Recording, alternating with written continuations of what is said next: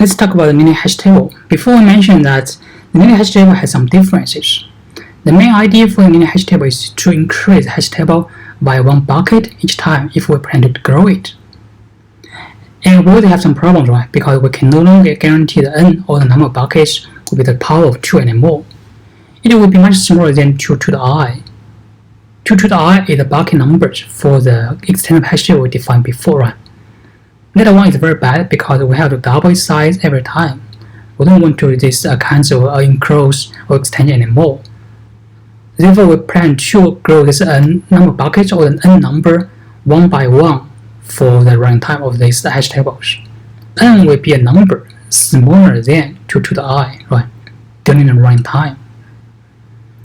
We can provide you with an example for the mini hash table. And besides the difference, we also mentioned that for the mini hash table, we have to use the last I bits for define the hash function, right? Or you can even do the bit flipping if we have some contradictory cases. I will illustrate the mini hash function with the example in this page. Let's assume right now we have a hash table, the mini hash table. We use the last 2 bits of the I equals to 2 for define the hash function. However, here the number of buckets we have is 3. You may wonder why it is 3, because we can grow this number of buckets from 2 to 3, right? Maybe originally we have I equals to 1, we have 1 bits for define the hash function as well as buckets. If we insert some entries into the buckets, we have to grow it.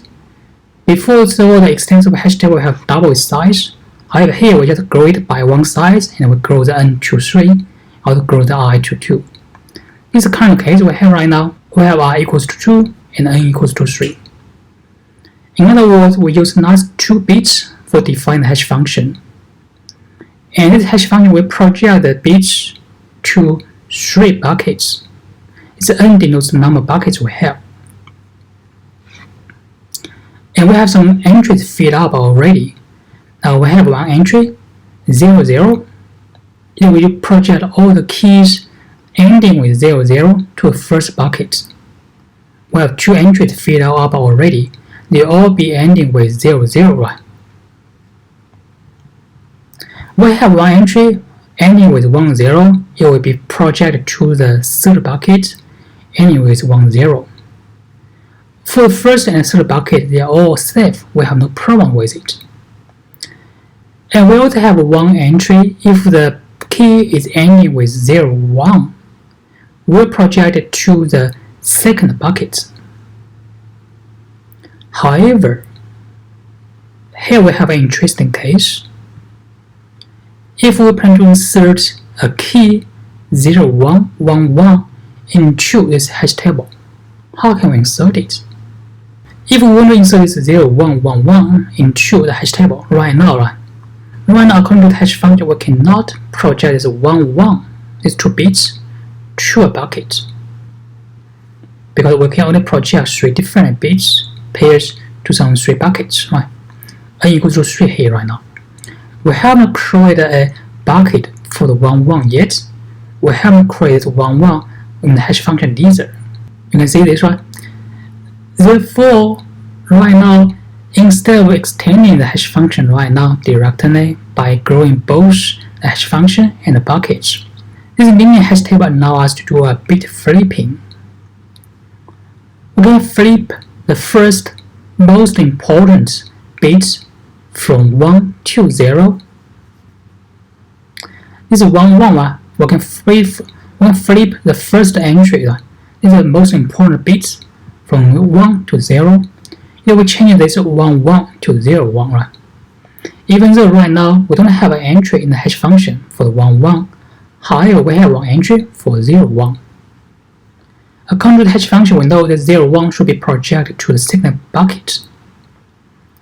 Therefore, instead of creating a new entry for the hash function at where the buckets, we can directly put this 0, 1, 1, 1, this new key into the second bucket temporarily. You can see this, right? In other words, this linear hash table will do a very lazy extension. We don't want to extend it right now if we have enough space. The The lazy extension means we don't create or we don't extend this hash function or the buckets. We just put this 1 is a key into another bucket temporarily. It can provide us with some flexibility because we don't need to double size in the growth anymore. We just put some of the keys to some other buckets temporarily via the bit flip, right? So this is the hash table we can create right now. And based on the hash table, if we plan to do some insertion, how can we do this? I hope you can follow me, right? So this bit flipping is very important, also very interesting for this linear hash table. It provides this hash table with a capacity or ability to do very lazy extensions.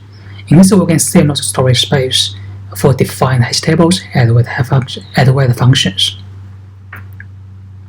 And you may wonder, because this is 1 may create some inconsistency, right? However, this linear hash table will allow us to do some further extensions, also recover its original position later if we have to grow this bucket. We'll show this later.